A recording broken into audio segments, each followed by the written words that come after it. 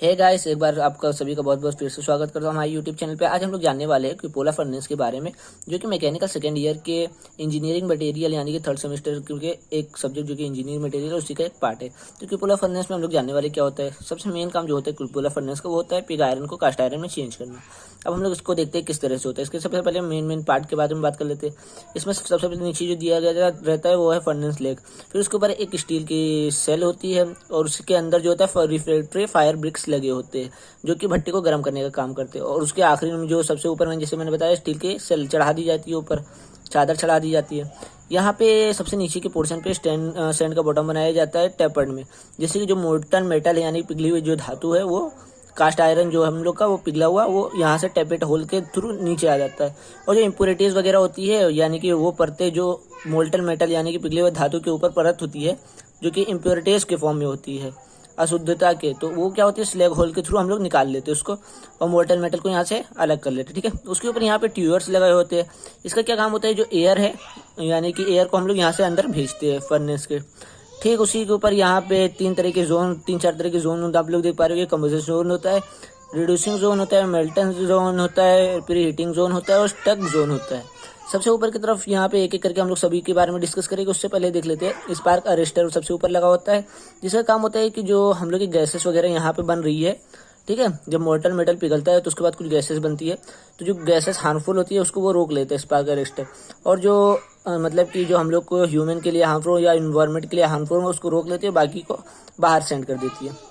तो स्टार्ट करते हैं। इसमें सबसे पहले क्या होता है कि सबसे पहले हम लोग जो है अपना पिग आयरन को और फ्लक्स के तौर पे हम लोग लाइमस्टोन का इस्तेमाल करते हैं उसको, और साथ ही कोक यानी कि कोयले को अंदर भेजते हैं। ठीक है, और उससे पहले हम लोग सबसे पहले जो काम हम लोग का होता है वो भट्टी को गर्म करने के लिए हम लोग यहाँ पे कुछ लकड़ियाँ और कोयले जला के यहाँ पे भट्टी को पहले गर्म कर लेते हैं। फिर उसके बाद यहाँ पे चार्जिंग डोर से अपना ये तीनों तरह के जो एलिमेंट मैंने बताया था पिग आयरन, लाइमस्टोन और कोक को अंदर भेजते हैं। तो ये क्या होता है कि कुछ क्योंकि भट्टी पहले से गर्म होती है तो यहाँ पे प्री हीटिंग जोन में कुछ प्री हीटिंग पहले से होता है। ठीक है, फिर उसके बाद यहाँ पे जब हम लोग एयर को इनलेट करते हैं यहाँ पे, तो यहाँ से जो एयर जाती है वो क्या होती है कि जो कोक है उसके साथ रिएक्ट कर लेती है, यानी कि यहाँ पे हम लोग जो एयर है वो कोक के साथ रिएक्ट करके CO2 बनाती है और साथ ही हम लोग को हीट देती है। यानी कि इस वाले जोन में जो कंबशन जोन है यहाँ पे जैसे दिखा रहा है, तो कंबशन जोन में क्या होता है कि ये कार्बन जो है यानी कि कोक ऑक्सीजन के साथ एयर के साथ रिएक्ट करके CO2 बनाती है और साथ ही कुछ हीट जनरेट करती है। फिर उसके बाद नेक्स्ट स्टेप में क्या होता है, रिड्यूसिंग जोन में जब जाती है ये गैस है यानी कि कार्बन डाइऑक्साइड जो है रिड्यूसिंग जोन में जाती है, तो क्या होता है कि उसका रिडक्शन हो जाता है। रिडक्शन होके क्या होता है, जब जैसे वो रिड्यूसिंग जोन में जाती है तो फिर से ये O2 के साथ रिएक्ट करती है, ठीक है, नहीं सॉरी कार्बन के साथ यानी कि कोक के साथ फिर से रिएक्ट करके 2CO बना लेती है और साथ ही कुछ हीट को जो है हीट यहाँ पे कम हो जाती है, इसीलिए यहाँ पे रिड्यूसिंग जोन नाम रखा गया है। यानी कि पहले क्या हुआ, कंबशन जोन में हम लोग को हीट मिली, ठीक है, फिर रिड्यूसिंग जोन में जब जाती है तो कुछ हीट यानी कि कम हो जाती है, उसमें हीट में कमी आती है। क्यों आती है, क्योंकि जो कार्बन डाइऑक्साइड जो बनी थी तो हीट में हम लोग को मिली थी। फिर उसके बाद जब कोक के साथ रिएक्ट करती है तो 2CO बना के कुछ हीट में यानी कि कमी आती है। लगभग यहाँ पे रिड्यूसिंग जोन में हम लोग कह सकते हैं 1200 डिग्री सेल्सियस तक टेम्परेचर रहता है। फिर उसके ऊपर जब जाती है गैस तो यहाँ पे क्या होता है कि मेल्टिंग जोन आता है।